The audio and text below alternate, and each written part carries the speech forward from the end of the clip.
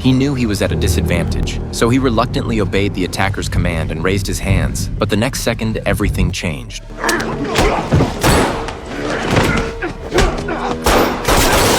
Relying on his years of service in the Navy SEALs, Reese quickly reversed the situation and gained the upper hand. But suddenly, he sensed something was wrong. His head inexplicably began to throb. That split-second lapse gave the assassin a chance to break free and strike again.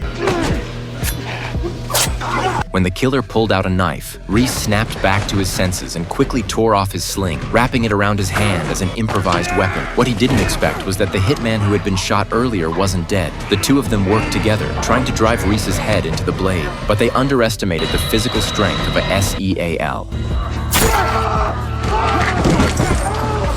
Taking advantage of their mistake, Reese grabbed the handgun from the floor and emptied the entire magazine without hesitation.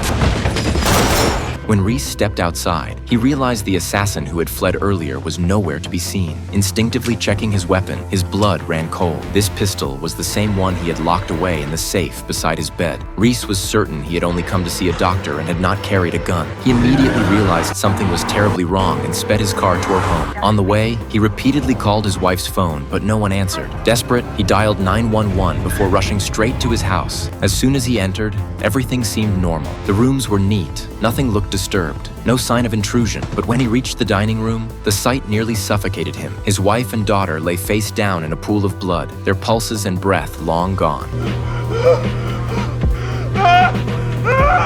Not long after, the police arrived. Staring blankly, Reese recounted the events leading up to the tragedy. But eerily, when police and journalists went to examine the clinic, they found no signs of Reese's fight with assassins. Only the dead doctor's blood remained. To protect client privacy, the clinic had no surveillance cameras. Investigators concluded either the scene had been cleaned or Reese was delusional and fabricated the assassination attempt. To settle the matter, they needed his MRI results. That night, a journalist knocked on Reese's door. Waving a copy of the police report, she pressured him to sign a release for his medical records. Reading the report, Reese suddenly noticed something odd. When his teammate Boozer committed suicide 2 days ago, FBI agent Hayford had been the first to arrive. And today, after Reese called 911, the first to show up at the scene was also Hayford. Normally, such cases should fall to local police, not the FBI. Sensing something wrong, Reese slipped the reporter's phone into a signal-blocking pouch and handed her a military-issued trace-proof phone, instructing her to use it to contact him from now on. After the conversation, restless and unable to sleep, Reese began digging into the FBI agent. But one careless glance made his blood run cold. Hayford's eyes looked exactly like the assassins who had attacked him. Piecing everything together,